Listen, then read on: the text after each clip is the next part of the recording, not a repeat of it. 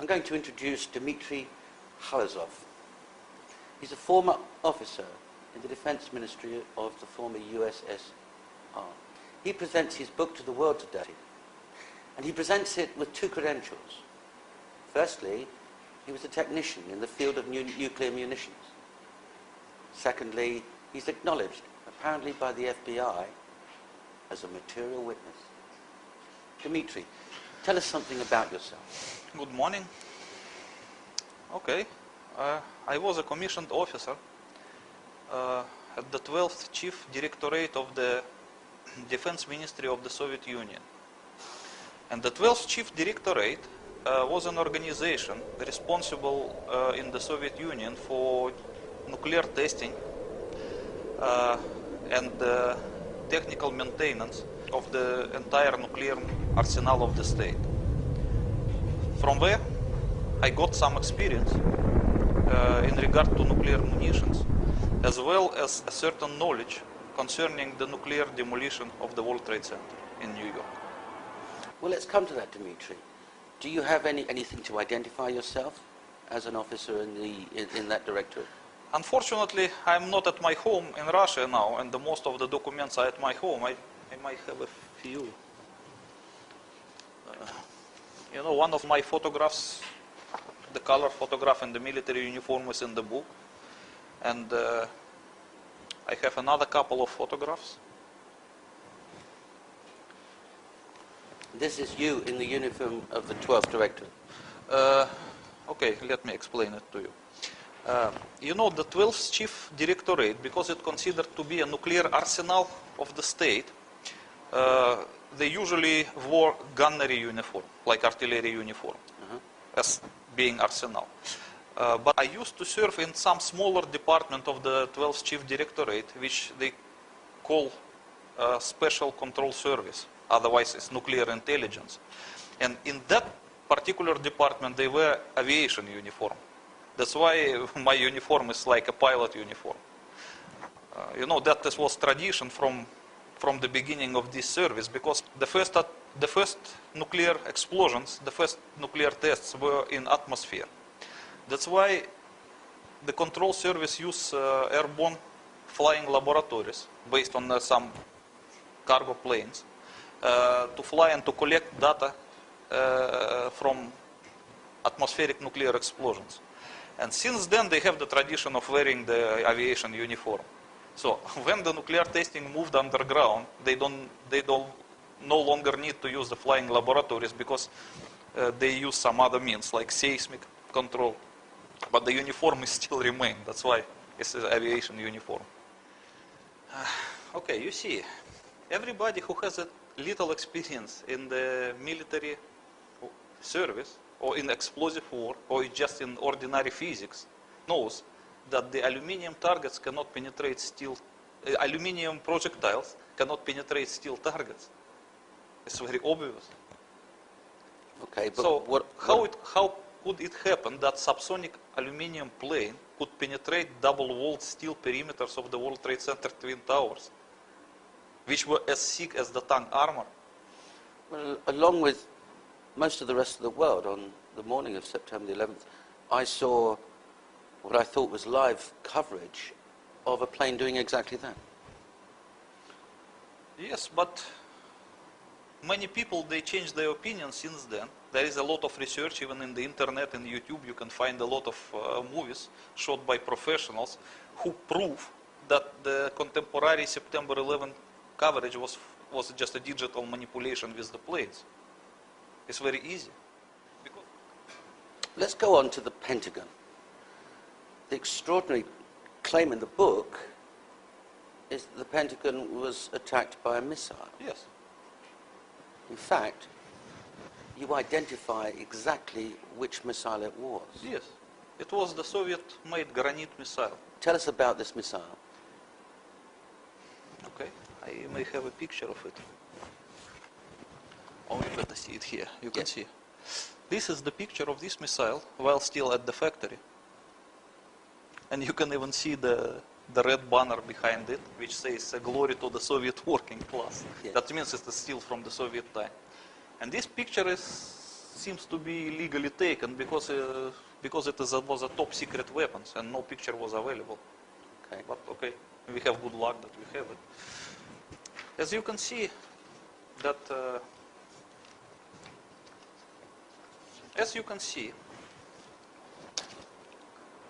the trajectory of the target,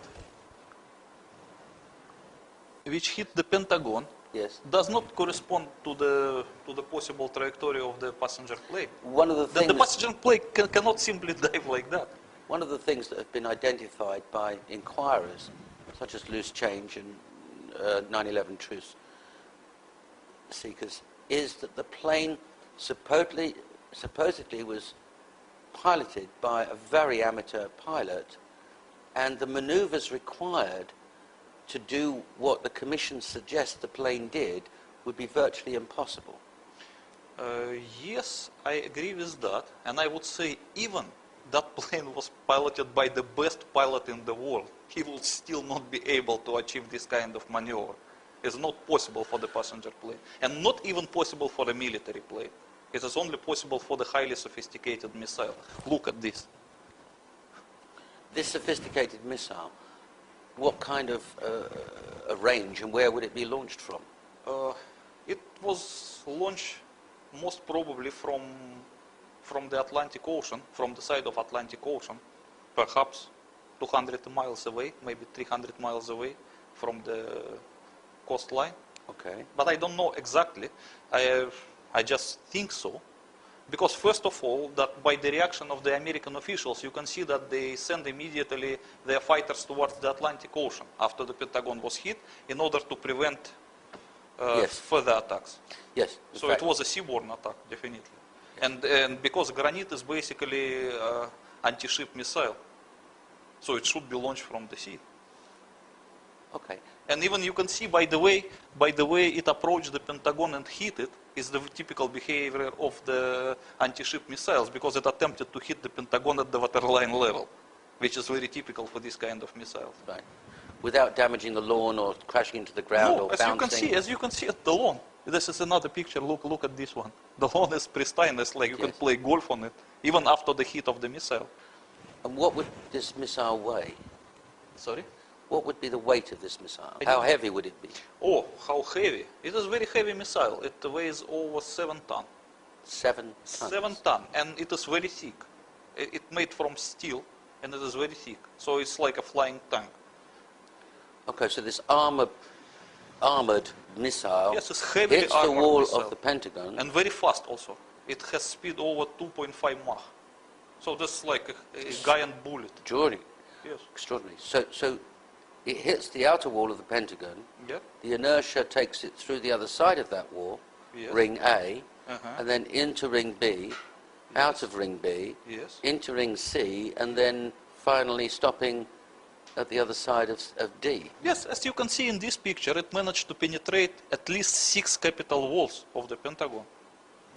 Which, And let's look at the exit hole. yes, with their holes. Yeah, look at this hole. Does it look like a hole made by the plane? Your position is that it couldn't be a plane, No, no way. and there definitely was this missile. Of course. And what kind of warhead would the missile have? It was a standard warhead for this missile, a half-megaton thermonuclear warhead. Because this missile is the only nuclear missile. There is no ordinary warhead for this missile. It can only be nuclear, and it was nuclear. A thermonuclear warhead Thermonuclear, is launched from somewhere in the Atlantic at the Pentagon building and arrives. yes. Okay. And in your opinion, that's the only explanation? Yes. This is the explanation of the mechanics of the Pentagon attack, Yes. and also of the behavior of the US government. Ah, It explains everything. okay. We'll come to the origins of the missile, because in your book you disclose where it's come from and when and how it got to be in the hands of people that wanted to attack the United States. What do you say happened after the Pentagon attack? Oh, this is a little bit complicated story. Because in order to understand this, we have to understand first about the demolition scheme of the World Trade Center. Okay. Otherwise, it will not be easy to explain. Let's do it this way. You had intimate knowledge, because of your job in the Russian military, of specific peaceful arrangements for the World Trade Center? Yes. In the Soviet Union, there was a knowledge of inbuilt nuclear demolition idea of the World Trade Center. So, okay, let's call it nuclear demolition scheme, if it is correct, as I call it in my book. I don't know from which year the Soviet nuclear intelligence knew about it, but as myself, I knew it something like first time 1984, I guess. It's like, the story is like this. The building code of New York in the 60s, and as well as the building code of Chicago, were different from the rest of the building codes of America. And they did not allow the constructor to build any skyscraper unless the constructor can provide in advance some demolition idea, meaning how he is going to demolish that building in the future. So the Department of Building of New York would never issue permission to build the incredibly strong World Trade Center Twin Towers unless the people who propose the construction would propose also the demolition scheme. And because it is absolutely impossible to demolish such a strong and rigid structures as the Twin Towers, especially back in the 60s, it was really a big problem for the constructors. So they don't know how to demolish it. They know how to build it, but they don't know how to demolish it. So at this time, they hired one famous company, Nuclear Demolition Inc. Nuclear Demolition Inc. Controlled Demolition Inc., which actually deserves to be renamed, I guess. Maybe a Freudian slip. Yes. Yes. So they hired the most famous demolition company, the Controlled Demolition Inc., based in America, to figure out some demolition scheme for the would-be World Trade Center still back in the 60s. And because at this time, the nuclear bombs, they become evil now. But in the 60s, they were still okay. It means it was acceptable to use them for civil purposes as well. And Controlled Demolition Inc. proposed the idea that if they planted an underground nuclear device under each of the tower and detonated it, it will cause the collapse of the building without actually damaging the surroundings.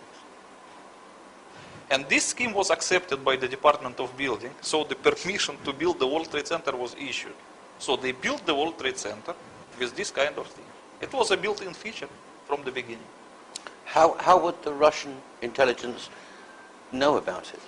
First of all, there was an agreement which is called Peaceful Nuclear Explosions Treaty between the Soviet Union and the United States of America.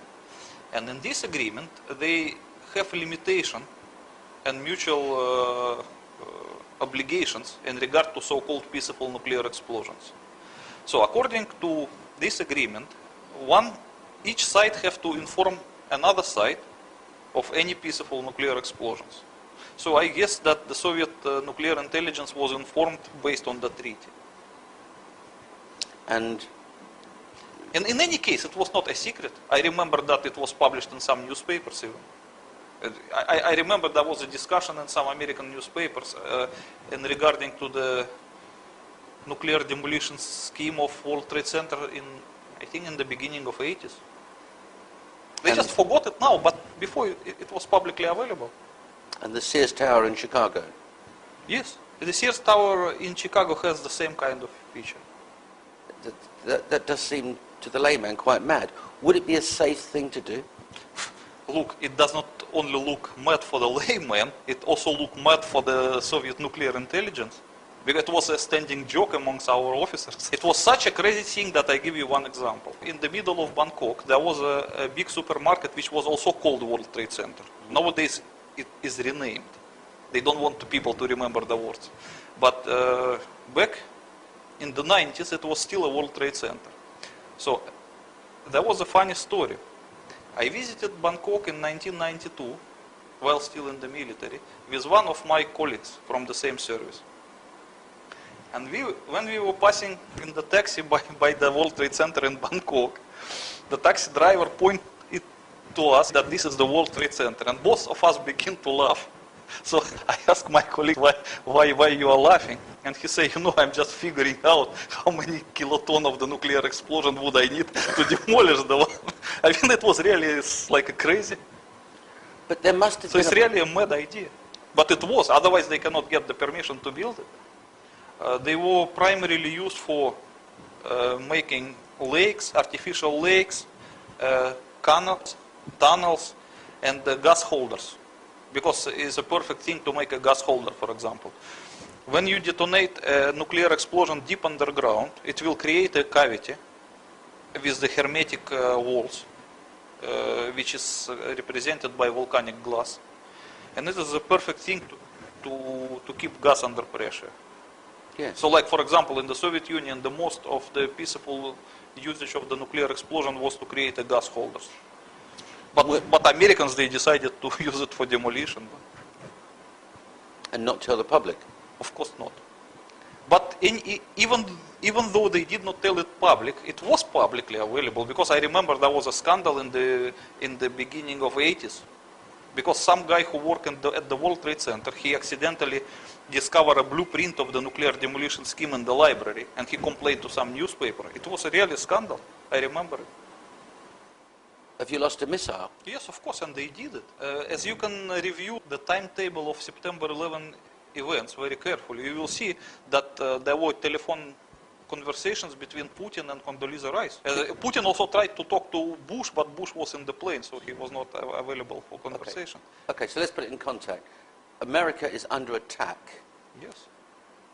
Someone discovers that there's a nuclear device in the Pentagon. It's not exploded. No, it did not explode. Right. If it would explode, we will not see Washington today. It's a half megaton. Sure. It's more than 25 times bigger than Hiroshima bomb. Because Hiroshima bomb was less than 20 kilotons. And it's not underground, it's above ground. If it would explode above ground, because it hit the wall of the Pentagon. Yes. It's supposed to explode at this level. So First of all, the American government has nothing to do with the September 11 perpetration. It was just a victim. And the Doomsday plane was scrambled because of upcoming attack of the missile that hit the Pentagon. Because the missile was detected about 5 or 6 minutes before it arrives to Pentagon by the NORAD, because it has the detection capability. They cannot shoot down the missile because they have no means to shoot it down, but they were still able to detect it. And they would have known exactly what kind of a missile it was. Of course. Once they see the flying things of this kind, they know already what is this. Because NORAD has the identification for all Soviet missiles and Russian missiles. So when they see the things, they know this is a granite with a nuclear warhead. So this is serious stuff. They got it immediately. Okay. So they rang the atomic alert about the next minute they detected the missile. And at this time, the Doomsday plane was scrambled from somewhere near Washington, and the other 3 Doomsday planes somewhere else in the United States of America, because there were 4 of them, and 4 of them were airborne. And that's in your book, you suggest that at that point, or shortly before, the radio message from the fire chief, a decision was taken because of the presence of a thermonuclear warhead in the Pentagon to activate the demolition scheme of World Trade Center Building 1 and 2. Well, at the time when I decided to write the book, I did not know this particular. So in my opinion, the American officials decided to press the red button to demolish the World Trade Center based on some false report that otherwise the tower will collapse on its own. So that, in my former opinion, it was that they pressed the red buttons in order to anticipate its accidental collapse. But when I completed the book, I get some advice from the people from the American FBI who read the book and express their opinion that it was not true. It was not the valid reason. Hang on. Let's be absolutely clear on this. When you completed the book, Yes. you sent a copy of it to the Justice Department of the Yes. American Embassy. Yes. You also had informal conversations Yes. that led to an FBI officer answering you and saying what? And he read the book. Yeah, it was an informal conversation, absolutely informal. So he read the book, and what did he say? He said that it is not possible that the American officials would be that crazy to set the nuclear demolition scheme because of the fear of the towers collapse. Because the damage will be about the same if they are collapsing. Right. So they say there should be much more stronger reason that would convince them to do so. And according to the FBI, the reason was that someone claimed there were 3 nuclear warheads actually sent to America at that morning. The one of them hit the Pentagon and it was found to be nuclear. It means it was really a hard proof and very convincing thing. The American officials were in fear that these 2 things up on top of the tower will produce the real nuclear explosions. So they decided to collapse the tower just to minimize the damages. Because if at the ground level, the damage will be very less than compared that if they exploded like 300 or 400 meters above the ground. If they exploded at the level of floors 78 and 99, oh, it will destroy the entire New York probably. Because it's a half megaton. yeah. And that is that the World Trade Center demolition scheme was activated because the American government was misinformed that there would be or could be a nuclear warhead in whatever hit the World Trade Center. Not could be, they were absolutely sure about it because the nuclear warhead found at the Pentagon Yes. was very tough means to convince them. Sure. So they pressed the button. Yes. He said that at one point he had roughly 10 alarms. That would equate to roughly 200 to 225 New York City firefighters who were in the building.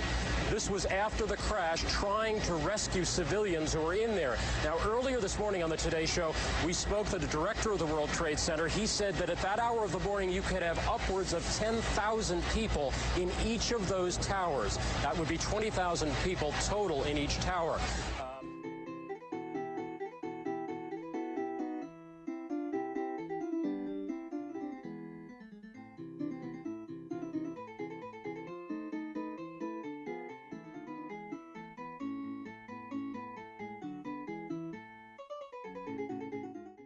Dimitri, your book suggests that the American government exploded a nuclear weapon underneath World Trade Center buildings 1 and 2. Tell us what happens when you press the button. Well, first of all, I want to say that this book does not suggest, it proves that the tower was demolished by the nuclear device. The second thing that probably it is not correct to use the word weapons in regard to this explosion, because the weapons is the thing which is primarily intended to kill the people. But it was just a nuclear demolition device which has no status of weapons, I would say like this. But still it was a nuclear device. Okay. Just to correct the question, Okay. if you don't mind. Okay, I accept that. Tell us how it works. Okay. Actually, you know, at one point I wrote an article for Wikipedia with detailed explanation how to use the nuclear device to demolish a skyscraper. And it was a good article with a good explanation. This is some page of it with a diagram. But unfortunately, this article did not exist in Wikipedia longer than a week. It was accused of being a crazy conspiracy theory and removed. Yes. Even though I did not mention the World Trade Center in it. First of all, I have to explain what is the difference between atmospheric nuclear explosion and underground nuclear explosion. Because many people confuse them, and that's why it seems for them that if nuclear device was used to demolish the World Trade Center, then the devastation around should look like Hiroshima. Okay, I will explain why it should not be. Okay, let's make the difference. Okay, here we are talking about underground nuclear explosion. And here about atmospheric.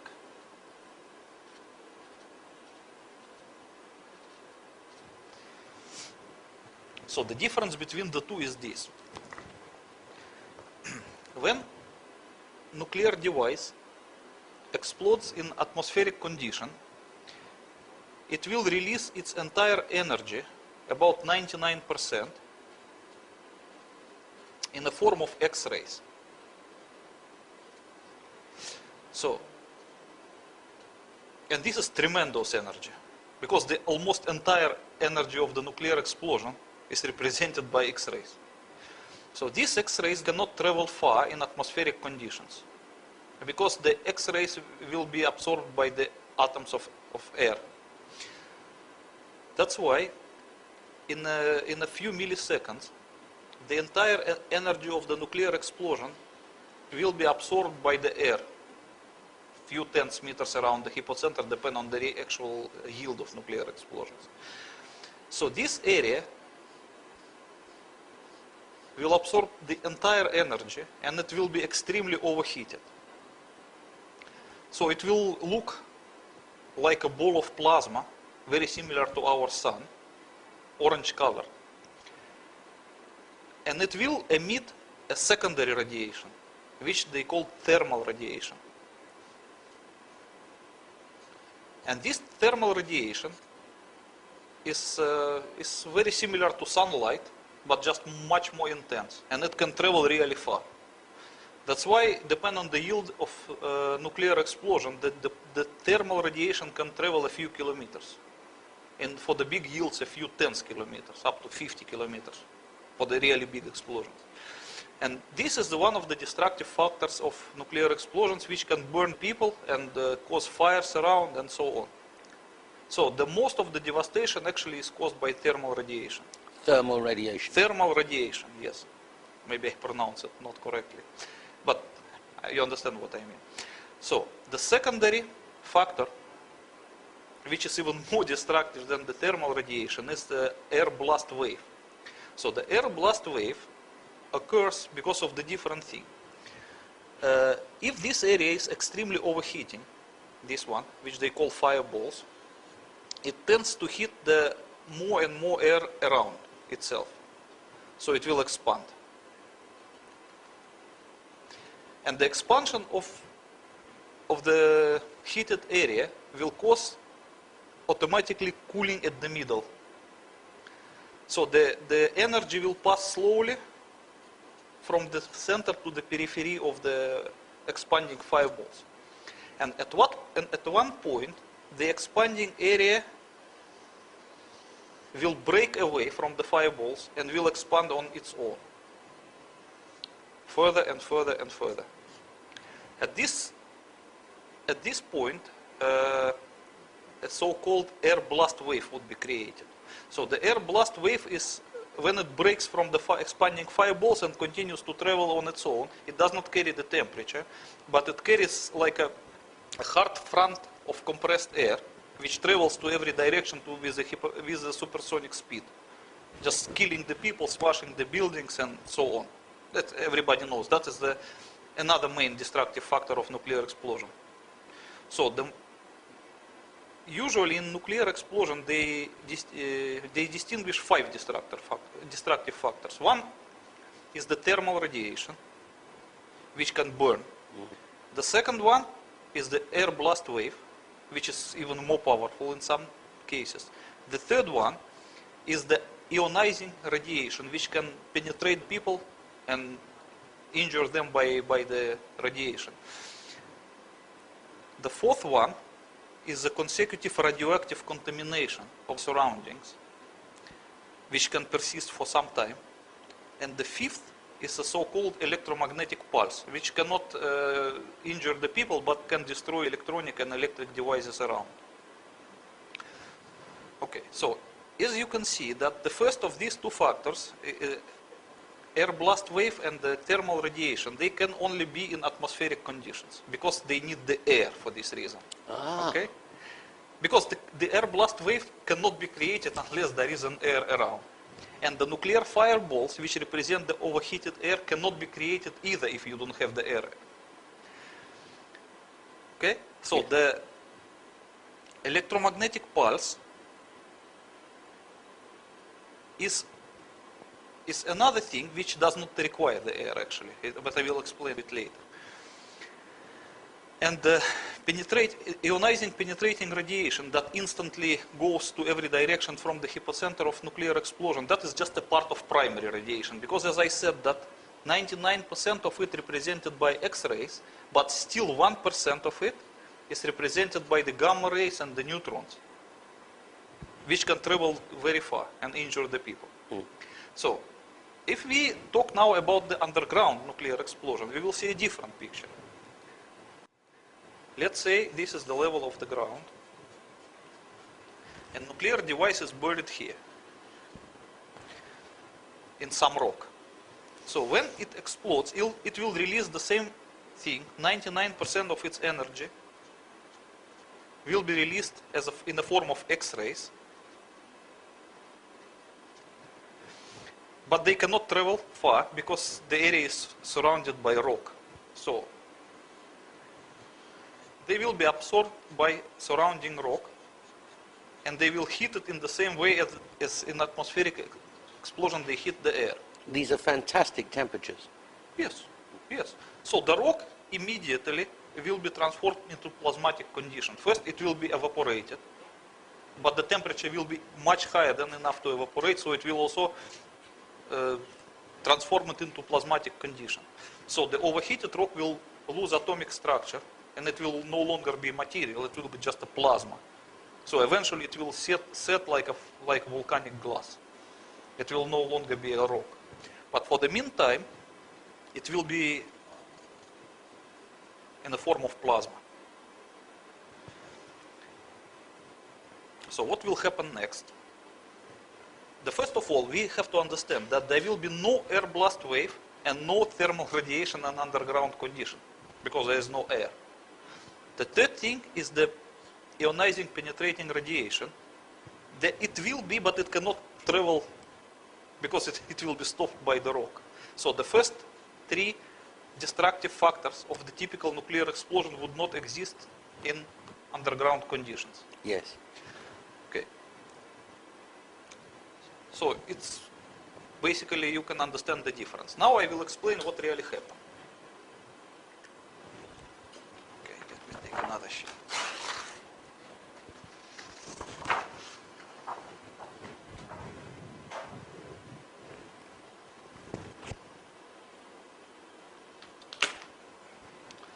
Okay, now we forgot about atmospheric nuclear explosion. Yes. We talk only about the underground one. So what happens when the underground nuclear device explodes? First of all, it will create a cavity around itself. Yes. And the cavity will be filled with evaporated rock. So that's a hole with a vapor which was rock inside. Yes. Let's say this is the former zero box, the former position of the nuclear device underground. And how far underground would that be? It depends. But in the case of the World Trade Center? Okay, I will explain it. Let me explain the mechanic first, and then okay, let's say that you can calculate the amount of the rock that could be evaporated by the nuclear explosion. So 1 kiloton of nuclear explosion can evaporate about 70 tons of dry granite rock.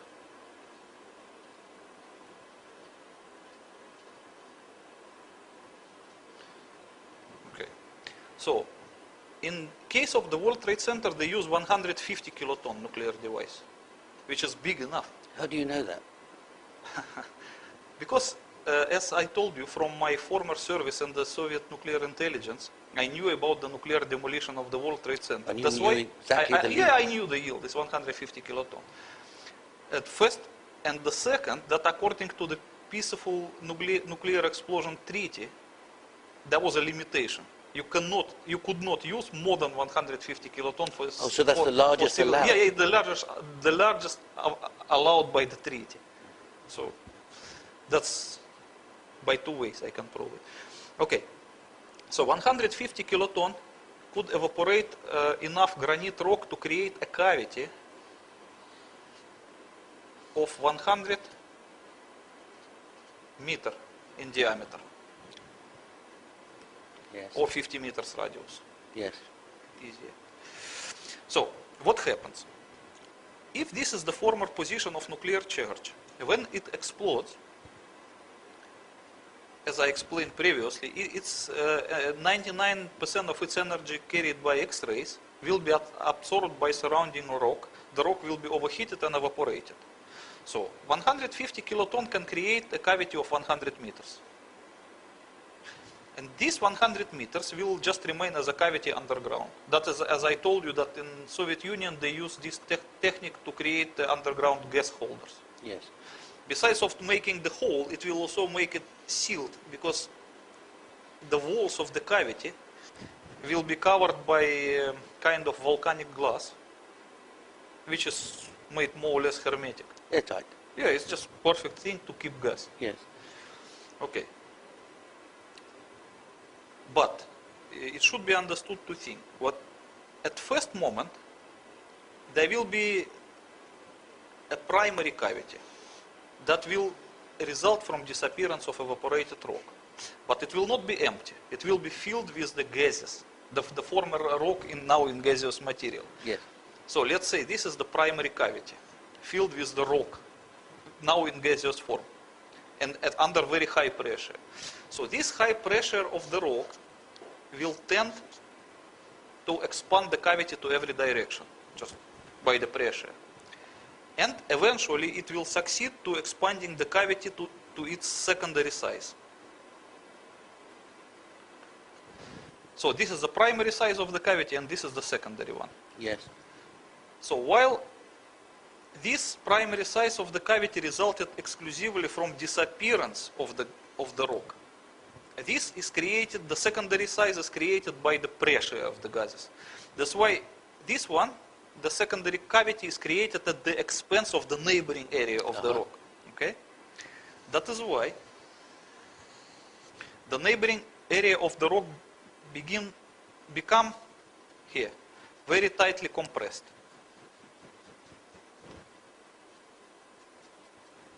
Yes. And then further area around will be damaged to a lesser extent than the first. The actual rock itself will be damaged. Yes, because when the cavity expands itself by the pressure of gases from primary size to secondary size, it does so at the expense of the neighboring area of the rock. Understood. So it will crush the neighboring area. It will compress it. So it's actually compressing the granite on itself. Yes, of course, because the primary cavity expands to the secondary cavity, Yes. and then the next area will be just compressed. It's just pure physics. That's why in underground nuclear explosion, you can have this picture. You will have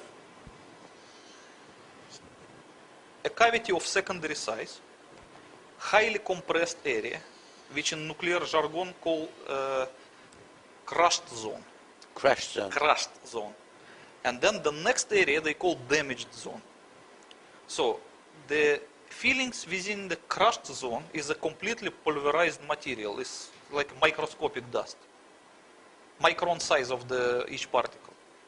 Irrespectively of the kind of material. So it doesn't matter what it is. It doesn't matter. Steel, granite, concrete, human beings, it doesn't matter. And that dust, I mean, how the particle size, how big would it be? A few microns. It's like a microscopic size. Well, just to help us, how big is... It is just like if you compare with human hair. It's smaller than that. It's smaller than the diameter of the human hair. Okay. It could be 100 microns or And that's 80 microns. pulverized. Yes, that is the feeling of the crushed zone, is a completely pulverized material. Okay. And then in the damaged zone, it is just like a disintegrated rock. It can be broken into any small piece, but not microscopic, just like a debris. Yes. And then the area around will be relatively undamaged. So the resulting picture of the underground nuclear explosion is this. Since these parts do not reach the Earth's surface, no penetrating radiation can go around. But it's still there. Yeah, but it will be absorbed by the area of the rock. The nuclear explosion starts from this stage. Yes. Okay, this is the start of nuclear explosion. The energy was released at this point. Yes. Next, it evaporated the rock. So it created the cavity of primary size, which Yes. is tend to expand by the pressure of gases. And in the case of 150 kilotons, that's 100 meters. 100 meters is the final size of the cavity, Sorry, the yes. secondary size. Okay. Okay, so the primary size will be a little bit smaller. And then, as you can see on the third stage, the cavity has already expanded from its primary size to its final secondary size at the expense of the neighboring area, and Yes. by compressing the neighboring areas. Yes. And the resulting picture will look like in this diagram number 4. So in the middle will be a cavity of secondary size, and this blue area will be called crushed zone, and the green area is damaged zone. So the filling of the crushed zone is the completely pulverized microscopic material, as we discussed. But I'm intrigued about this crash zone and the pulverized particles. Yes. Do I take it the center is still incredibly hot? It doesn't matter, Massive because temperatures. eventually it will cool down anyways. Right. But then we've got this pulverized dust. Yes. No matter what the material is, steel, human beings, doesn't matter. granite, anything. Anything, it will be just pulverized irrespectively of what it was. Because the pressure of these gases is so high that it will equally pulverize everything. In your book, you explain that the pulverized dust can take the form of what it was originally. Yes. Form and the But color. then you pick it up Yes. and it's just dust, it's not there. Yes. So you can pick up some rock from here, and it will look like an original piece of rock. Like a pebble. Yeah, you can see the same color and the same form as it was before. Right. But when you grab it and you press it a little bit with your finger, it will just crush to the microscopic dust. So the atoms of that article are still the same material, Yes. but they're just they're not connected in No, I would not say that it will be crushed to atomic structure, no. No, to microscopic. No, I'm just trying to get a picture because we're going to come and look at dust later and see if it's the same dust. Yes. Okay, so now, as you can understand this, I want to explain about the destructive factors of the underground nuclear explosion. So this is the level of surface, and this is our underground nuclear explosion. So as you can see, there was no thermal radiation, because it was underground, there was no air around. There was no air blast wave, because there was no air around. And third, the penetrating ionizing radiation that can injure people instantly could not reach the Earth's surface because as a part of primary radiation, it was absorbed by surrounding areas of the rock. So the people standing on the Earth's surface could not be injured by the radiation because it was still underground, it's contained. When presumably Americans and Russians test an underground nuclear device, they put it underneath the desert. I don't know where the Russians do it, but I think the Americans do it in the Nevada desert. So it's Sometime underground. in the mountain. Sure. But is that because they're worried about material or radiation escaping through the surface and damaging people? No. First of all, they do not want nuclear testing to create an atmospheric nuclear explosion. They just want to contain that underground. That is first of all. Yeah. Okay. The second thing, why they do it in remote areas, because even though this explosion is contained, the highly radioactive gases which are inside the cavity will eventually escape to the Earth's surface by some crevices in the rock. Gases. Yes, of course they will escape eventually. And they contain radioactivity. Yes, they are radioactive. So if someone stands above the spot of underground nuclear explosion, at the time when the gases are finding their way to the Earth's surface, he will still get the radiation injury by inhaling these gases. That's why they do it in remote places only. Understood. And But you have to understand also that the material which is in between the cavity and the Earth's surface, it serves also as a filter. So on the way, these gases will filter through it, and most of the radioactivity will remain in the rock. So when the gases reach surface, they will be somehow filtered. So as deeper you position your nuclear charge, as bigger will be the filter. understood. Okay. Understood. So, like for example, for 150 kiloton detonated in granite, the safer distance will be 500 meters. 500 meters underground. Yes. So when it is 500 meters underground, and the cavity will be just 100 meters. So the 400 meters can serve as a filter, quite sufficient. So when the gases reach surface, they will not be as radioactive as they... It'd still be potentially deadly. Yes. It is. You cannot stand, even if you detonate the nuclear device at 500 meters, you cannot stay in this area for probably another 2 weeks at the time of the gases escaping. Understood. You can still get some radiation injury. Understood. And you cannot go to the hypocenter for another 3 years. 3 years? 3 years, yes. Because it's radioactive? Deadly radioactive. And the hot. How long does it stay hot for? For 150 kiloton, it should be at least a year. A year? Yeah. Okay. And the radioactive probably 3 years. I mean, dangerously radioactive. Okay. So that's, at least I can explain why the underground nuclear explosion does not produce the destructive factors typical to Hiroshima bombs. But you know my next question. Dimitri, you've just explained about a general underground explosion and that 150 kiloton yield explosion should be 400 meters below the ground, below the earth, 500 below the, forgive me, 500 meters below the ground, the surface. Would that be the same measure that they used in the World Trade Center? No, of course not. What I explained to you, that was a typical safe distance for underground nuclear test, but not for the demolition. But what we saw in the World Trade Center case, it was a demolition, so it was a different arrangement. I see. Okay, I will try to explain it to you. The World Trade Center was positioned like this. This is the ground level. So the tower was built in that way that it went below the ground 27 meters. Yes. So the lowest underground floor of the Twin Tower was positioned 27 meters below the Earth's surface. Yes. So in order to demolish it, you have to position the nuclear charge at 50 meters below the lowest floor of the tower. Exactly 50 meters. Exactly 50 meters, because 150 kiloton explosion in granite, as I explained to you, produces a cavity of 100 meters.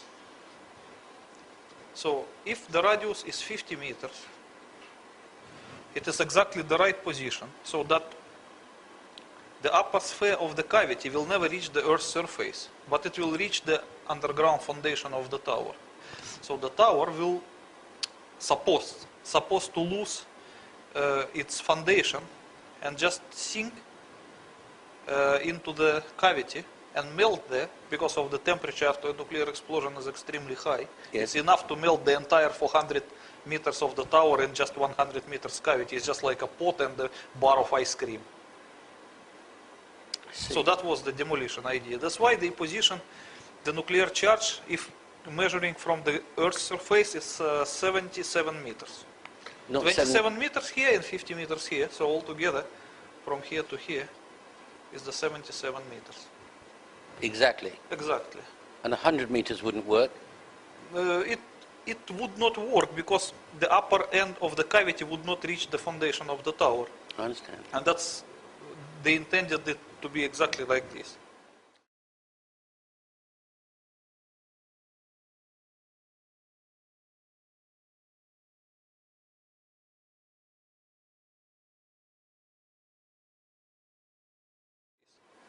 Okay, that's what they intended. What actually happened? What actually happened? Okay, I will try to explain to you. As you remember, I explained to you before that not only the underground cavity would be created, but it would be surrounded by the crushed zone, which will be filled with a pulverized material, and the damaged zone. So I have another drawing. It is also from my book. That the demolition idea actually looked like this. The tower goes under surface 27 meters, and another 50 meters was the position of nuclear charge, the zero box. And the after cavity will look like this. after the explosion 100 meters. So the tower supposed just to disappear into the cavity. Yes. But as you remember, when I explained to you in the previous drawing about the underground nuclear explosion 500 meters deep, Yes. all those zones, they were more or less concentric. Yes. The cavity, the crushed zone, and the damaged zone. Because the pressure from every direction, when the charge is buried sufficiently deep, is the same. I mean, the resistance of materials from every direction is the same. Yes. So the expansion of all these rings will be almost the same to every direction. But if we position the nuclear charge closer to the Earth's surface, not the 500 meters, are just like 50 meters or 77 meters, this cavity will not look like this. They will look more elliptic with the longer end facing upwards. So the cavity will be of this form, and the crushed zone will be the same. It will look more or less like an egg with the sharper end facing upwards. I understand. Why it happens? Because the resistance of materials towards the Earth's surface is the least. And everything always goes by the way of the least resistance. Oh, so if it's going through, that pressure is going through the foundations, then it reaches a floor, then it reaches a carpet, then it reaches a desk, and there's nothing like solid granite that it's pushing against. No, as you see, here I make the cavity of the round form, but Yes. that is in the ideal case, but nothing is ideal in reality. So if the tower is like this, and the nuclear charge is positioned here, it would not produce exactly round cavity. It will produce cavity of this form. Okay. And the crushed and damaged zone, they will be also like this. Because they will tend to expand by the way of least resistance towards the Earth's surface, rather than to these directions. Because here the resistance of materials is much stronger than this way. So it's just pure physics. And the other thing that you have to consider, that granite around here is more or less solid and strong material, while the tower is half empty. And even though it is steel, but it provides different resistance of material compared to granite. That's why the expansion by the tower structure of these zones will be much longer than it underground case. So if it's only 77 meters below the surface, wouldn't we hear an enormous explosion? No, you would not. What would we hear?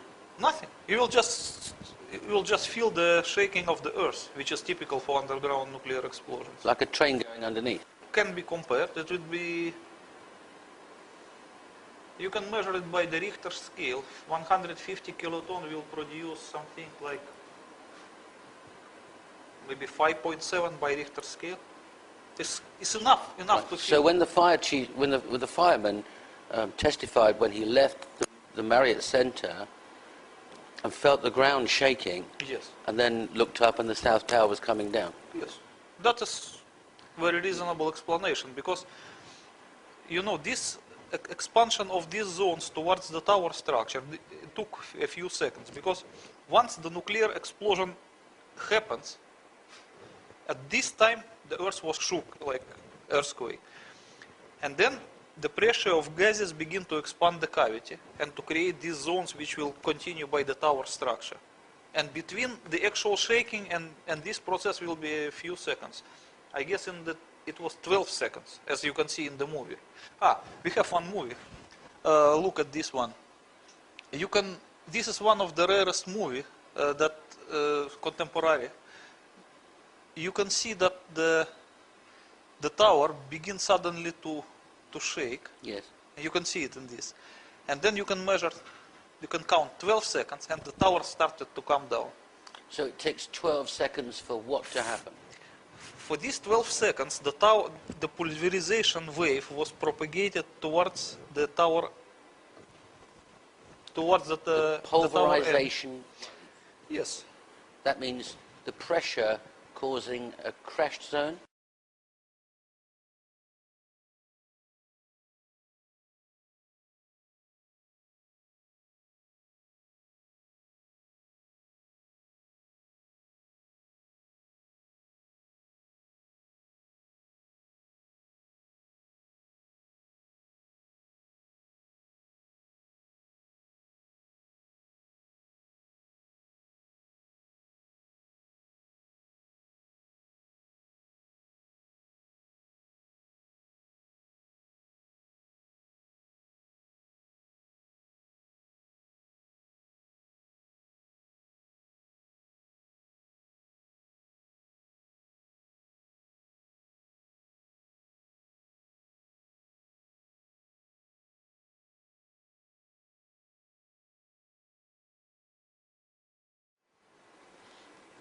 and this is the Earth's surface. Our nuclear charge is here. The first, it will create a primary size of the cavity. In result, it will be because of the disappearance of the rock. It will be evaporated. And then the pressure of the gases, which is a former rock, will try to expand the cavity. So it will expand the cavity a little bit. And then the next area will be already compressed by this process. So it will create the three zones. The outer one is a damaged zone. This is the border of damaged zone. And this is the border of crushed zone. And this is the border of the cavity. And all of them will expand, mostly to this direction. So before the foundation of the tower will be reached by the border of expanding cavity, it will be first reached by the border of the damaged zone, which will continue to propagate upwards until it reaches some, maybe 350 meters. Okay? And then it will be followed by the border of the crushed zone, which will continue the same way until it reaches maybe 300 meters. And only then it will be reached by the end of the expanding cavity. So in this process, as you can see, the first tower will be damaged into small pieces until 350 meters. And immediately it will be also pulverized up to 300 meters. So this will be dust, complete microscopic dust. So the very tower, typical the for the crushed steel, zone. the computers, the desks, the chairs, the Even carpet, the human beings. dust. Everything will be just transformed to complete microscopic dust. And this area will be damaged into small debris. And because the tower was above 400 meters, this part will be still undamaged, means solid and heavy. So by the gravitational forces, it will, in the next second, it will just press down. So when we saw the tower collapse, Yes.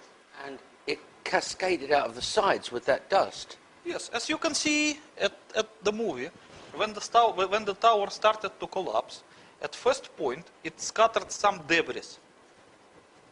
And the next 2 seconds, it stopped scattering debris and crashed down and scattered only the dust. So the debris belong to this zone, which we call damaged zone. And the dust belongs to crushed zone, which is represented by this area. Yes, you can see that in the movie. We all saw it quite clearly. Is there any other explanation for that dust than what you've described? But look, how can you transform the 350 meters of the thick steel, which is as thick as a tank armor, into complete microscopic dust? No other process can do that. You cannot do that by thermite, you cannot do it by dynamite, you cannot do it by TNT or C4 or by whatever.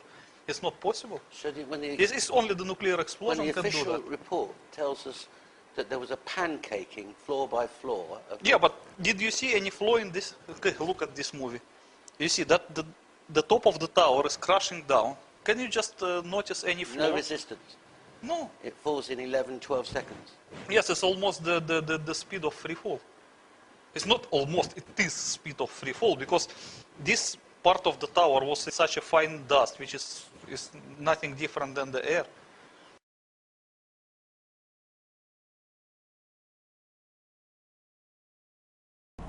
The Sears Tower in Chicago has been evacuated, and we continue to check on the circumstances there. The Pentagon, the State Department, and the White House have been evacuated in Washington as well. The president has, we can show you now.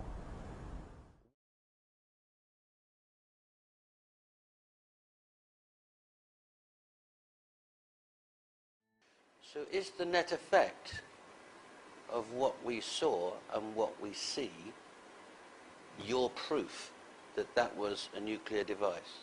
Yes, of course. It was a nuclear device. Otherwise, why they call it ground zero?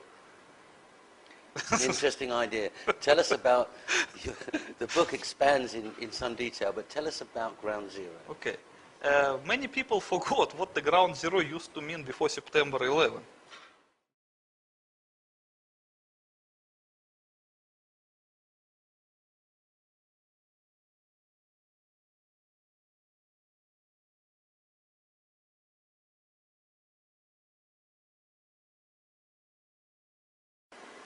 Dimitri, this dust, this pulverized dust, is it radioactive?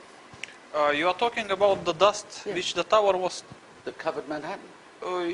No, it is not. Okay, I will try to explain it to you. Many people, they believe that because the nuclear explosion on the World Trade Center was nuclear, then this dust should be radioactive as like a radioactive dust. No, it was not. I explain to you why. During an atmospheric nuclear explosion, when we have that well-known mushroom cloud, what happens?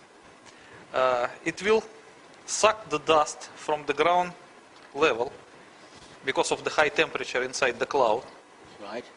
Okay, and it become radioactive here, and when it cool down, it will fall down. So Okay. this is the radioactive dust.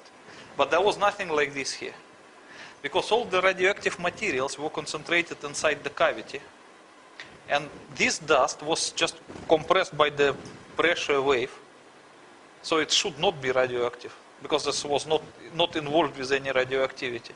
It was harmful, of course, for the health when you inhale it, because it was a microscopic materials. But it's just a mechanical damage. It will not cause you anything like the radioactive poisoning, radiation poisoning. So, if some of the dust particles were asbestos and they were inhaled, then you'd have... No, a that, problem from yes, asbestos. if you inhale asbestos, yes, you will have the harmful effect of asbestos. Okay, but there's nothing There's nothing to do with radioactive about the radioactivity, dust. no. But what was radioactive in this case is the vapor. Because as I explained to you in the previous drawing, the situation is like this. We'll make one more. When we talk about the so-called safe distance for detonating 150 kiloton nuclear charge, it was 500 meters. You remember I explained it to you. So when we made the nuclear explosion at the depths of 500 meters, it will create a cavity of 100 meters, and still there is a 400 meters of the soil. To filter. Yes, so when the radioactive gases will try to reach the surface by the crevices of the rock or whatever, they will be filtered on the way. And the thickness of filter will be like 400 meters at least. So it will tremendously decrease the radioactivity. But in the case of the World Trade Center was another story, because the tower was only 27 meters below surface, and the position of the charge was another 50 meters. So from here to here is 77 meters. And 50 meters, or even a little bit more than 50 meters, was occupied by the cavity.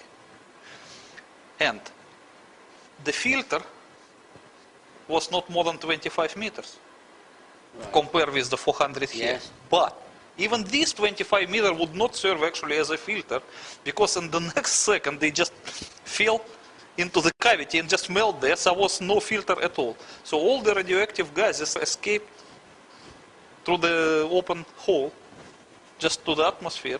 So anyone who was walking around here, or Manhattan residents, or the ground zero workers, or whoever, when they inhaled the radioactive vapor, that was their main source of the radioactive exposure.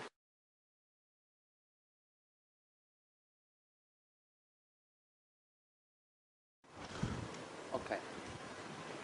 Before we go on to talk about the medical impact, Yes. let's just stay on this shockwave that's shot through the building, pulverizing steel, human beings, desk, computers, carpet, photographs, everything in the way, and turning it into what resembles just microscopic dust, flying all over Manhattan and flying into the cavity. Yes, but very little percentage went to the cavity. Probably maybe 85 was just scattered around Manhattan. You don't find a desk. You don't find a chair. You don't find a telephone, a computer. The biggest piece of a telephone I found was half of the keypad, and it was about this big. The building collapsed to dust. Okay, just before we move on, the cavity at this point is still an enormous temperature. Yes. And Thousands of degrees of Celsius. thousands of It degrees. should be 8,000 and more than that. And that would take a long time to cool down. Yes, completely cool down with the 150 kiloton, it will take at least 1 year.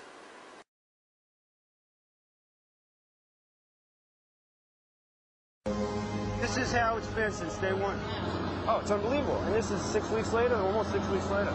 And as we get closer to the center of this, it gets hotter and hotter. It's probably 1,500 degrees. We've had some small windows into what we thought was a core at some point, and it looked like an oven. You know, it was just roaring inside. And it was just a bright, bright reddish orange color. See that stuff he's pulling out? What was that, Chief? We're gonna hold off on the water. See the stuff he's pulling out? Yeah. It's red hot. If we hit it too much steam, you won't be able to see what he's doing. Great. So 3 months later, finding molten steel Yes. in the debris doesn't surprise you in the No, least. no. It's perfectly understandable. In fact, in your book, you say that the only explanation for molten steel 3 months later being in the debris is the heat generated from this blast. Yes. Because you can't sustain this kind of temperature for 3 months. Sure. And you discredit the suggestion that it might be a thermite device. Of course, because that so-called thermite theory is just one of the conspiracy theory born out of desperation. Because people, they cannot find the logical explanation why that steel tower collapsed. Of course, they cannot believe that it was made by kerosene, and they cannot believe that it was made by ordinary explosive because of the high temperatures. That's why they arrived to the conclusion that it was thermite. But the thermite cannot sustain that temperature for 3 months. So they know exactly what's going on in Manhattan, and they know exactly what brought down the towers. Yes. But why aren't those people saying, just a minute, you know, this commission report's rubbish. It wasn't planes that brought the towers down, it was a thermonuclear device. Okay, when we talk about public disbelief in September 11 Commission ravings, that is understandable because more than 75% of public, maybe perhaps more than 75% of public do not want to believe the September 11 Commission. But to reconcile oneself with the idea that it was a nuclear device is not so easy, because it's just a psychological problem. Not many people, they can believe that the American government is capable of demolishing the buildings in the middle of the city by the nuclear explosion. And it's just difficult to believe. It's just a psychological problem. Because the American government was in a very awkward situation. It has divided the so-called truth in the few different levels. So, like, let's say that the real truth is known only for a few people in America. And a little bit lower level is known to different, like, commission members and so on. And it was explained to them that the tower were actually demolished by the nuclear devices that belong to Osama bin Laden. Because otherwise they cannot explain many things. They cannot explain the radiation effect, the ground zero name, and all building 7 collapse, which was not hit by the plane. So they have to produce some other kind of truth, in the quotation mark, for this kind of commissioners. And for them it was produced the second truth, which says that all 3 buildings of the World Trade Center, the Twin Towers and the Building 7, were demolished by a so-called mini nukes, the portable nuclear suitcases, Soviet-made, which were obtained by Osama bin Laden from Ukraine.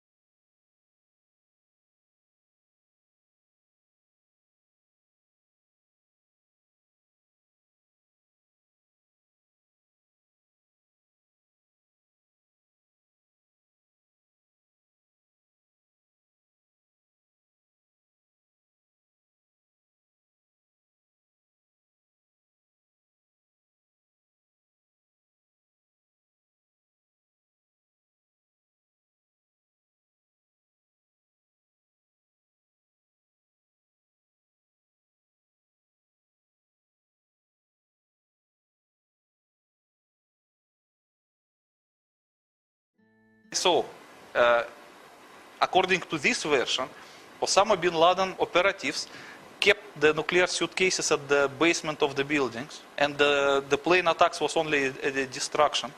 And in reality, they detonated them by nuclear explosions of the stolen Soviet suitcase nukes, and it caused the towers collapse. So the members of commissions were advised not to disclose this to public, but just to produce some false report to cover up the truth, because they don't want to scare the people by the nuclear weapons. And the commissioners agree. Dimitri, let's assume I was a fire chief, a senior fire officer, and I've just buried 343 of my friends, comforted their wives, and a Secret Service agent comes to see me and says, well, we'd like you to keep a secret. Would I really be prepared to do that? It depends on the way they present their arguments to you. As I explained to you, there are at least two different truth in quotation marks for various levels of American officials.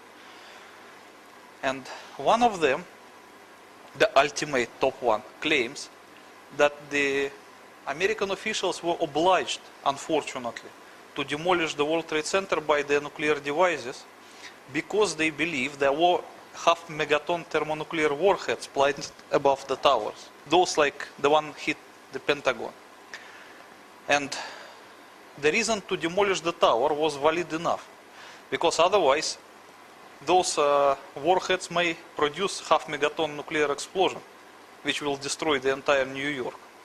And it could kill a few million New Yorkers. So that reason might be valid enough for the fire chief to accept that and to hide the truth. And that is for the top level of the fire officials. But for the middle level of the fire chiefs, there is a second truth also, which claims that the World Trade Center was destroyed by the portable nuclear devices of Osama bin Laden. So in this case, it does not suggest it was murder committed by the American officials, it was by the terrorists.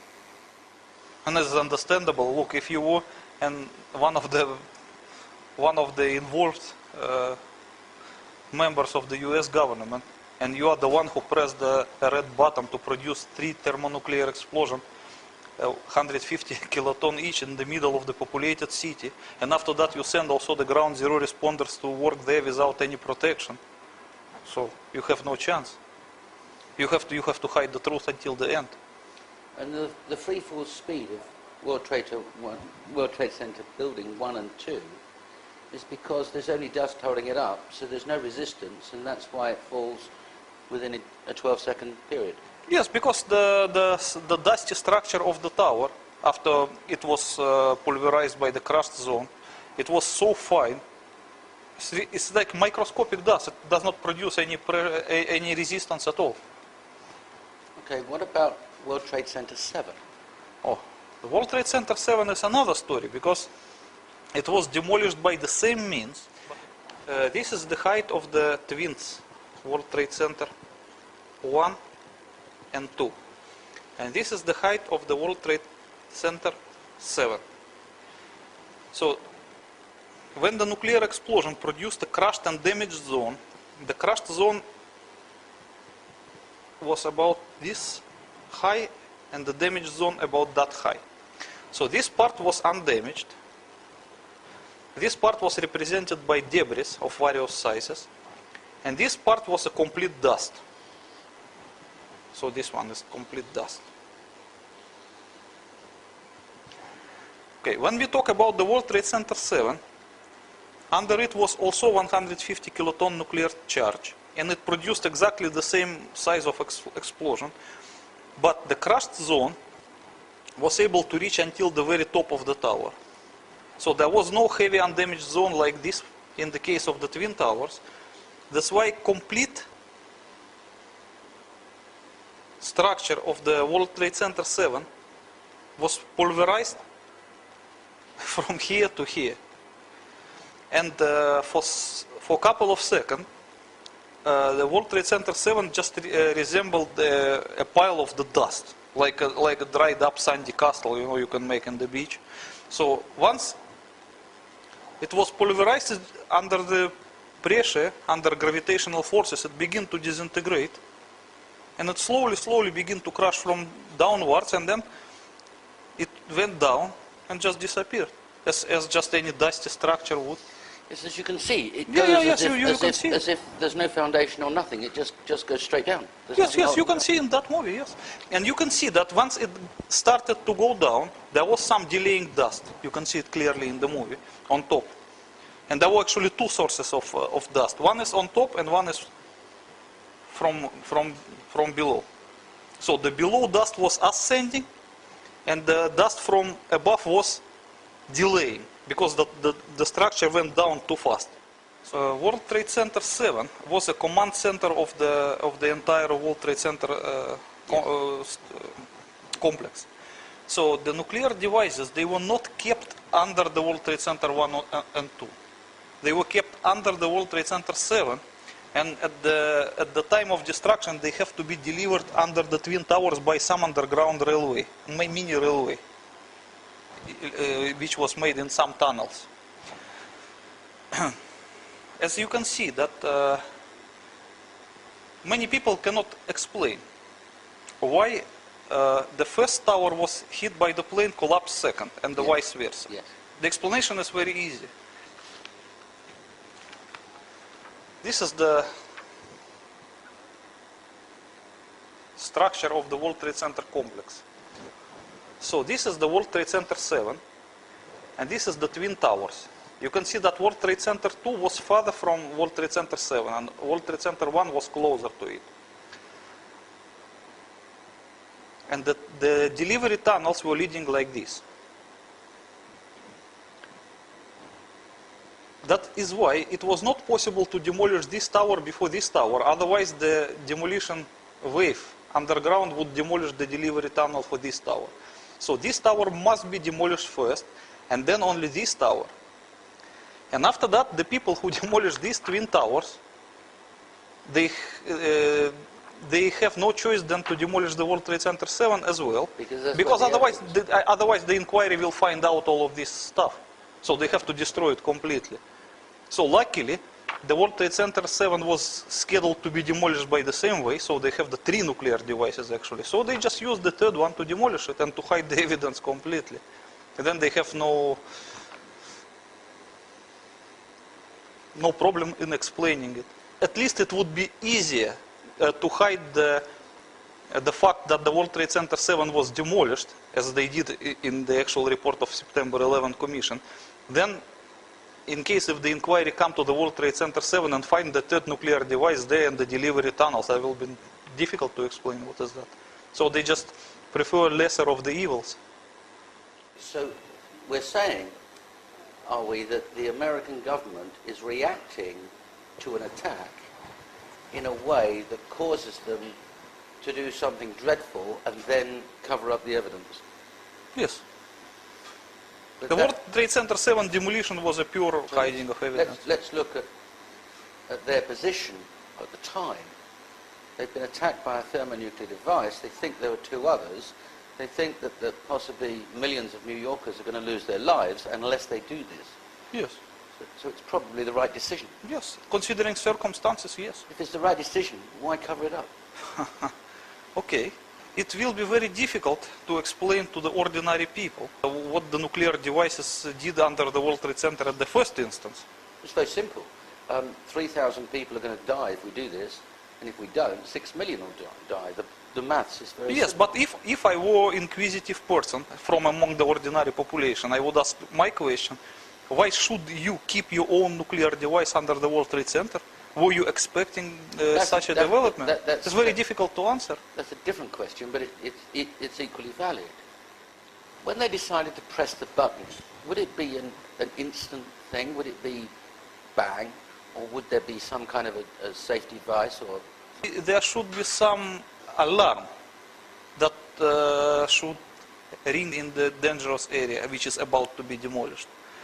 And if you read the carefully timetable of September 11 events, you will find out strange thing. Early in the morning, September 11, this alarm system was turned off. And nobody can explain why. So when they actually pressed the red buttons to demolish the World Trade Center, and they pressed them inside the World Trade Center 7, there was no alarm signal produced. But that would presuppose that they knew about the attacks ahead of time. No, I think it was some kind of conspiracy. Okay. Dimitri, in the book you explain in very clear detail the positioning of the charges and the effect on the other buildings within the World Trade Center complex.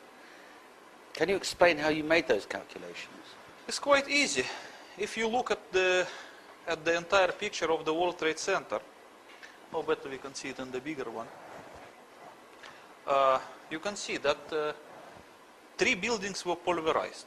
Yes. It's a building 7 and building 1 and building 2.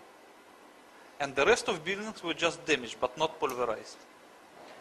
And what is very interesting is that a building behind World Trade Center 7 was also damaged. And as you can see, it is very easy to understand why. Because the building 7, oh, better see it here. It has the form of, I don't know how they call it. A trapezium. Yes, trapezium form. And understandably, if you want to demolish this building, you have to position your nuclear charge here, at the middle of the imaginary circle. Yes. Okay? Otherwise, it will not embrace the entire building. So, like, as you can see from this picture here, the building 7, in this case, occupies half of the circle. Yes. And the other half of the circle slightly touches the building on the other side of the road, which Yes. you call Fitterman's Hall. And you can see the actual damages Yes. on this photo, yes. Yes.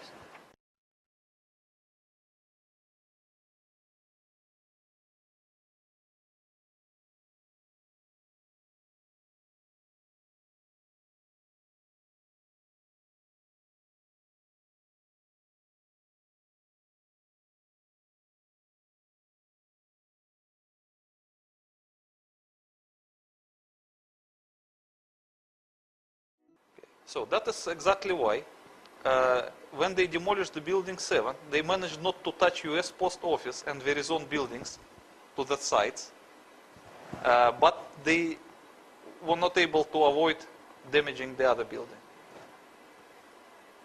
I see. And in the same picture, just below, we see that you've positioned where the charges were on 1 and 2. Yes. Because they weren't directly under the towers, No, were they? they were a little bit, the actual hypocenters of explosions, they were not exactly in the middle of the tower's footprints, but a little bit away from it. That's why there was some surviving corners, you can see in these pictures. I make it in green. And I think there are also photographs. Yeah, I will show it to you. But I have to ask you, Dimitri, Like this how is one were of you the able to most- calculate that it wasn't in the center? It is quite easy to calculate. As you can see that this photograph is one of the surviving corner. So let me fully understand this. What you're saying is, there's the tower, Yes. the explosion's slightly off center, so the effect running up the tower I better make a is drawing. also slightly So off center. it will be easy to understand if I draw it. Okay, let's imagine that this is our tower.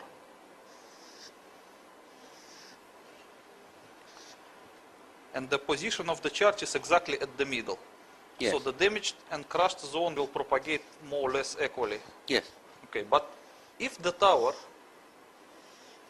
is like this, but the position of nuclear charge is here, not Yes. exactly at the footprint, little bit away from it. So it will produce the zones which go this way, Yes. and they might save this corner. So by looking at the corner, you're able to calculate how off center the charge was. Yes, it is quite easy to calculate.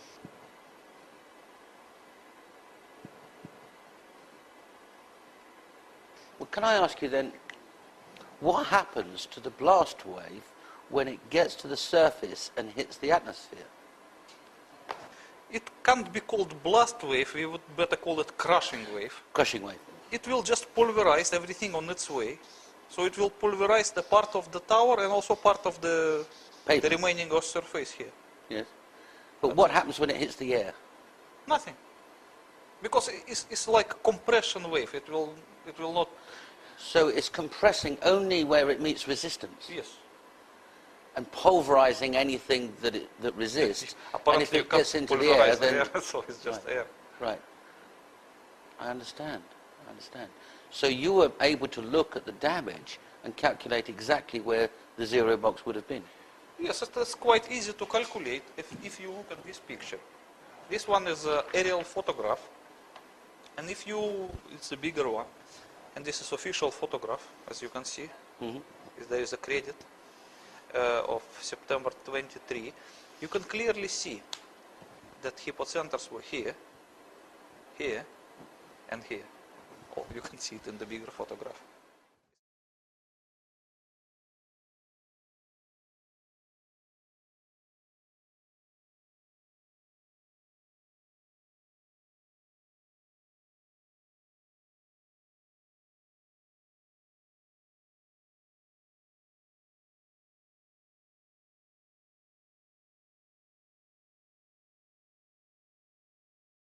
At any point during this day, were you just, in a very base way, afraid? There were many times, Miles, that you were afraid. You were worried, especially when I was standing in front of the Pentagon that night, seeing one of our fortresses pried open by a missile airplane. I mean, it was like a cruise missile with wings. Went right there and slammed right into the Pentagon. I mean, it was like a cruise missile with wings. Cruise missile with wings. Cruise missile with wings. I want to talk about the Kursk and the origin of the granite missile. There were some interesting things that you refer to in your book with some clear pictures about what happened to the Kursk missiles and the missile silos after the submarine was recovered. Can we talk about that for a moment? Yes, because certain Russian officials, they knew that all missiles from Kursk submarine was stolen, and there was nothing in the silos, and they did not want the recovery workers and the rest of the involved people to know of this fact. So they have to produce some cover-up story to hide. First, they have to hide the fact that the missiles were stolen, and secondly, they have to safely decommission the missiles without attracting much attention to this fact. Okay, let's walk through that. Yes. So they recover the submarine. What do they do then? Before they recover submarine, they send some special unit of the divers with a strange instruction to fill the empty tubes which supposed to host the granite missiles with a certain fast setting foam, and then seal the lids. What would be the point of fast setting foam?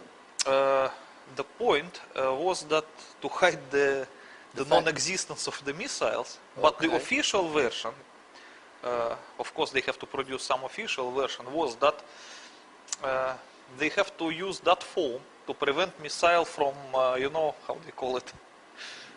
Vibrating? From vibrating inside during the damaging. transportation and from damaging them, which is just ridiculous, because the missiles were in the combat position and they were tightly fitted. And they're armor plated. How can you damage? Look, you can see at the picture of the Pentagon. Yes. This missile managed to fly about 600 kilometers and penetrate 6 walls of the Pentagon after throwing the generator to the side. Yeah. You're not going to damage them. Yeah, it was not damaged. Okay. So why would it be damaged during the transportation? So they fill the missile tubes with fast-setting foam. Yeah. Then they recovered the submarine. And then they sealed the lids. Okay. And after that, they started the recovery operation.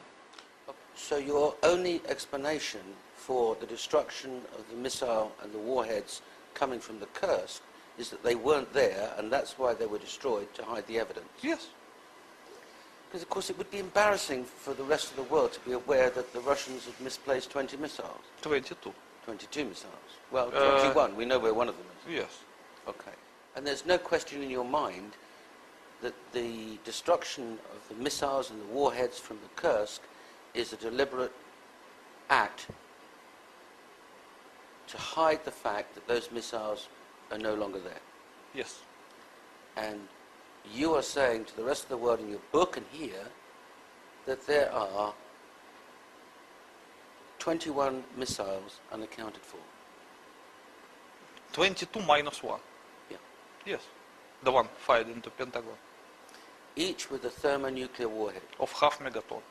Of 500 megatons. 500 kiloton or half megaton. Okay. A 500 kiloton warhead detonated in the middle of London. What would that do? It depends on how high will be the altitude.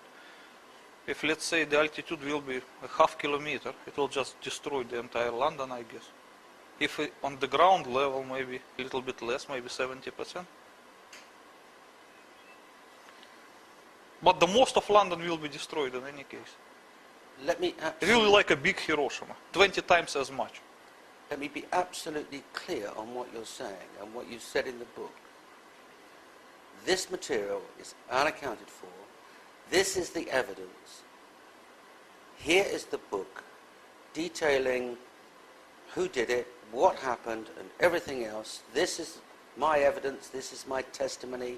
Prepared to go to court. I've been to the American. I've given you the book to the American embassy. I've given it to the French embassy. All the information. Yes. And the American embassy, just help me with this, haven't come back to you and said, can you tell us about this? No. Because they already know.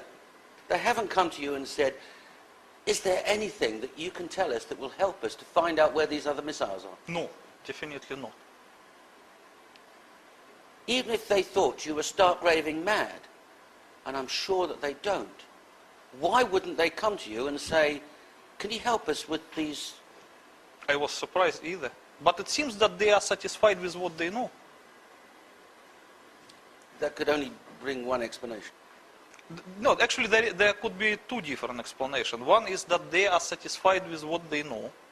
And the second thing, that the high-ranking officials just told to those low-ranking who talked to me not to talk anything about this and just forget the matter. It might be both. It might be that those guys were ordered by their superiors not to continue this inquiry. I beg to differ. I refuse to believe that senior officials within the American government would ignore the possibility that there might be 21 missiles somewhere unaccounted for. The only explanation that I can think of, subject to what you may say, is that they already know where they are. I don't know. I have no explanation either. Okay. It's probably a psychological problem why the people cannot believe that it was a nuclear event, because they expect to be something as in Hiroshima, burned bodies and burned buildings and a lot of radiation. But in reality, as you can see, it was just an ordinary nuclear explosion underground. At 9:59, the South Tower is collapsed or demolished. So that would be well within the comfort zone of a decision being made and the button being pressed. Yeah. It was quite a short time in between. And then at 10:27, half an hour later, the destruction of the North Tower. So there's a kind of cause and effect to your story. Why? There is a cause and effect. The Pentagon officials look at this thermonuclear warhead, the Doomsday plane takes off, the Cheyenne Mountains are closed behind the Joint Chief of Staff, and a decision is made to demolish the World Trade Center because of the possibility of a thermonuclear device being in the upper floors. Yes. Actually, they didn't consider it as a possibility. They were sure about it. Obviously, according to his theory, he thinks that there were actually devices that were planted in the building. One of the secondary devices he thinks that took place after the initial... Dimitri, I want to turn to other events. Just around that crucial 8:45 to 10:30 time on the morning of September the 11th. If only the twins had an inbuilt nuclear demolition scheme, or there were some more skyscrapers that had something to do with the engineering ideas of Mr. Lazou that you referred to, you have one suspicion. The first 9/11 victim telescoped at 9:59. Less than only 3 minutes later, at 10:02, it was ordered to immediately evacuate the Sears Tower in Chicago. It wasn't ordered to evacuate the Empire State Building, the Trump Tower. It wasn't ordered to evacuate any other building, the Sears Tower in Chicago. Why would that be? Because you know that this nuclear demolition scheme of the World Trade Center was not only implemented in the World Trade Center, but also in the Sears Tower in Chicago. So once the American officials were obliged to press the red button to demolish the World Trade Center, they were obliged to evacuate the Sears Towers, because it might follow the same thing, and they don't want to kill people. The seismic record at Palisades, New York, 34 kilometers north of the World Trade Center disaster, shows on the Richter scale at exactly 8:46 the impact of the supposedly the first plane, 0.9. The second impact, 0.7. The first collapse, 2.1. The second collapse, 2.3. And the World Trade Center Building 7 collapse at 0.6. Help us with that, because this presumably is an independent authority that would have produced these seismic records. You know, nothing is really independent, especially when it concerns these kind of circumstances. As you can see in this seismogram, the two peaks that's supposed to represent the two nuclear explosions under the World Trade Center during the time of their collapses, they, first of all, they were not natural. They are probably handmade just by the pen and the ruler. They are just too perfect to be natural. The second thing, that they purport to represent the two explosions of the portable nuclear devices, less than 1 kiloton or about 1 kiloton. That is by the seismic magnitude. Because the 150 kiloton of nuclear explosion would produce much bigger peaks than these two. Another proof that this is lie, that the third nuclear explosion under the World Trade Center 7 was not depicted here as a nuclear explosion. So this seismogram corresponds to the so-called intermediate level of the truth, which claims that the World Trade Center was demolished by the nuclear devices of Osama bin Laden. He was in the Marriott Hotel receiving orders.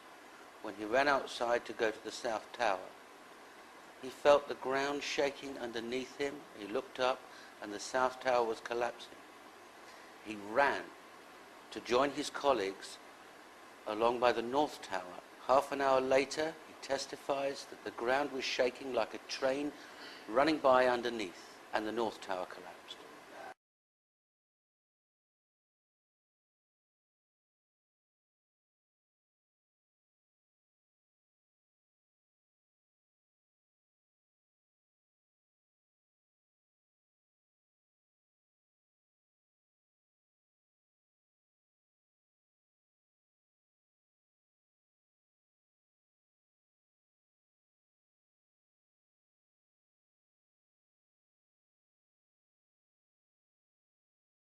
And he escaped with his life, thank God. In the event that a 0.1 kiloton nuclear explosion took place underneath or in the South Tower, and it made, on the Richter scale, an impact of 2.1, would that cause the ground to shake? No. At what level on the Richter scale would the ground shake like a train going past underneath? 5.5 and above. 5.5 and above. Thank you.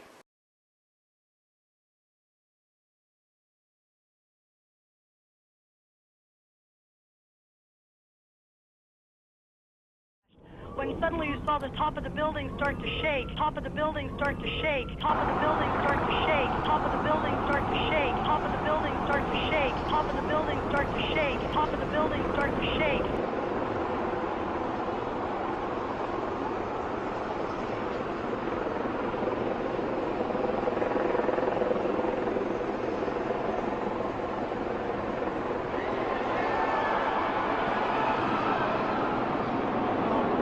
So the impact of what you claim is clear.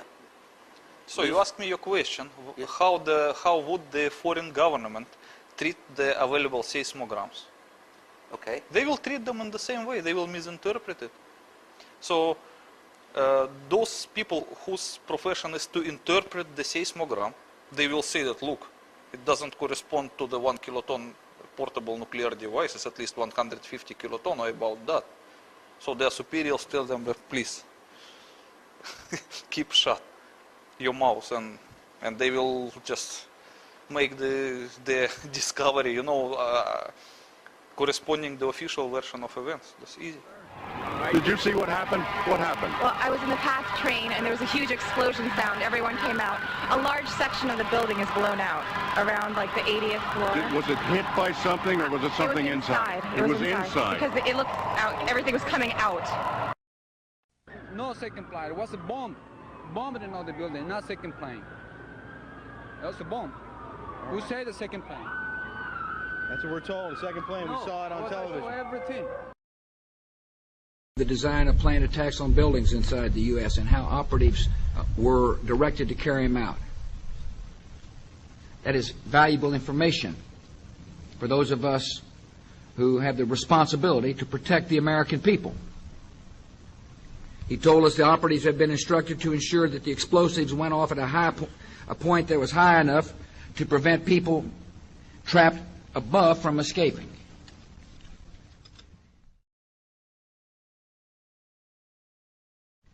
He told us the operatives had been instructed to ensure that the explosives went off at a point that was high enough to prevent people trapped above from escaping. Let's deal with another feature of what took place on the morning of September the 11th, and another claim that you make in your book. You claim that there were no planes, yet there are 4 flights full of people. And you claim in your book that they were probably shot down.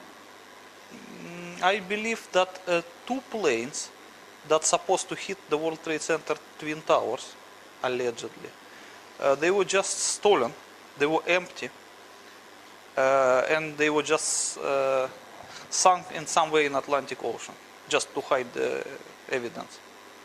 Okay. And then their digital images were used for manipulation to create the story for that these 2 planes hit the World Trade Center. So the pattern of the plane collapse in the case of the Flight 93 suggests that the plane was shot down, and not by the missile, by the cannon. So in order to shoot your own plane, you cannot use your own missile. You can only use cannon. And you know, if you read carefully all publicly available sources in regard to that September 11 events, especially in connection with the Flight 93, you will find some strange thing. One of the American interceptors, I mean the fighter's plane of the US Air Force sent to intercept hijacked planes, came back with entire cannon munition spent. And nobody can explain why they managed to spend the cannon munitions. It wasn't on an exercise or anything like that? They claim it was an exercise, but look, who will believe that that exercise took place in the middle of September 11 events? It's ridiculous.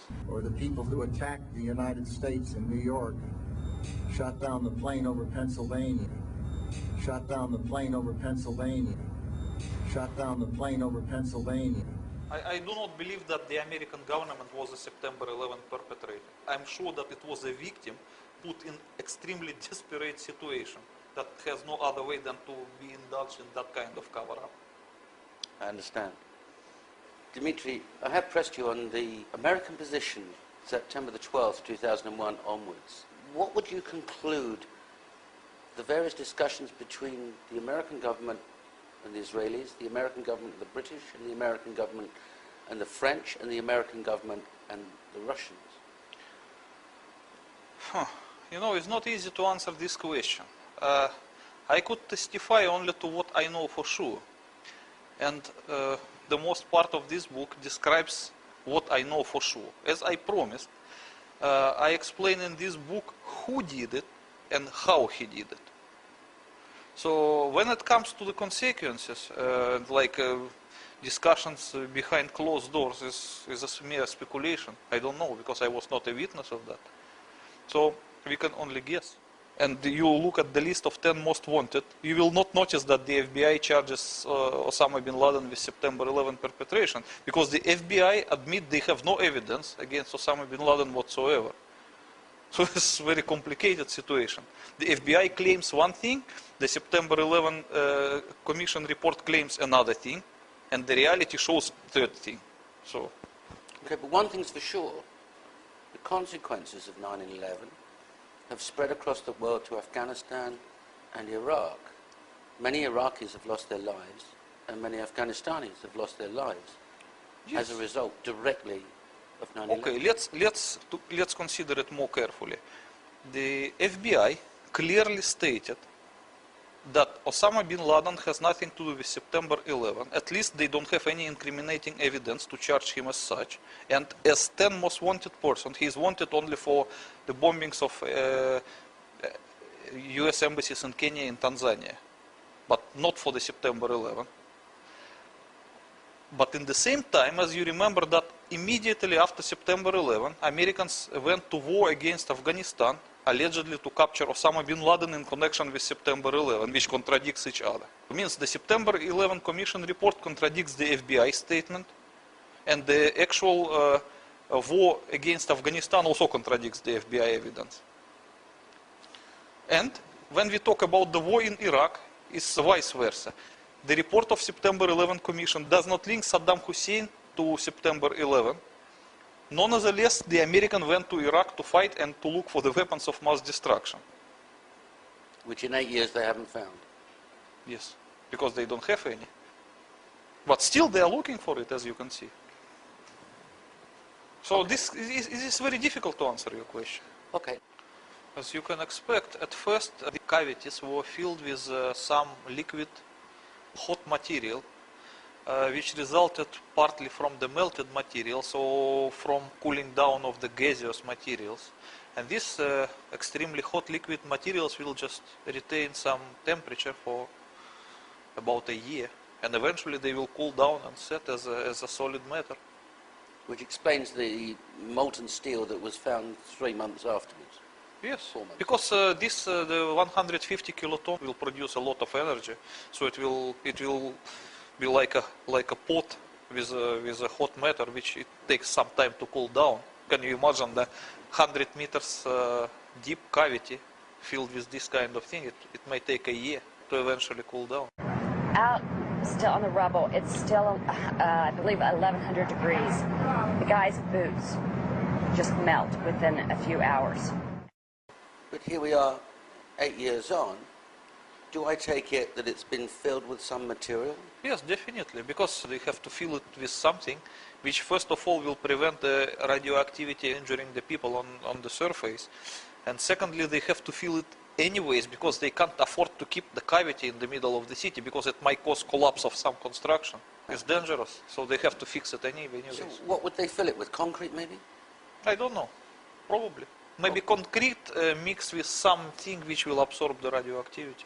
But I don't know, honestly. If one were to drill a borehole through to the external bottom part of the cavity, what would one find? They would find the former materials that were firstly gaseous, then liquid, and then become solid, and it will resemble a kind of volcanic glass. Volcanic glass? Yes. Okay, and if that... Because you have to understand one thing. At the epicenter of the nuclear explosion, every materials were overheated to such an extent that they will lose their atomic structure. They will be transformed to plasma. So once these things cool down, it cannot be again steel or concrete. It will be just volcanic glass. Universal matter mixed with everything. Right, but anybody extracting from such a borehole that volcanic glass, yes, and analysing it would find what? They would find that it is a volcanic glass. And it could only be produced in Manhattan. And the volcanic glass is a state of material which was formerly a plasma. Therefore, it could only, it proves... It's a unique material. Yes. Yes. So there could be no doubt as to what happened. Yes, of course. And besides of all, I think besides of that volcanic glass, there would be some materials which will retain the radioactivity. And that could be tested and the radioactivity identified. Of course. That is why they issued them individual dosimeters.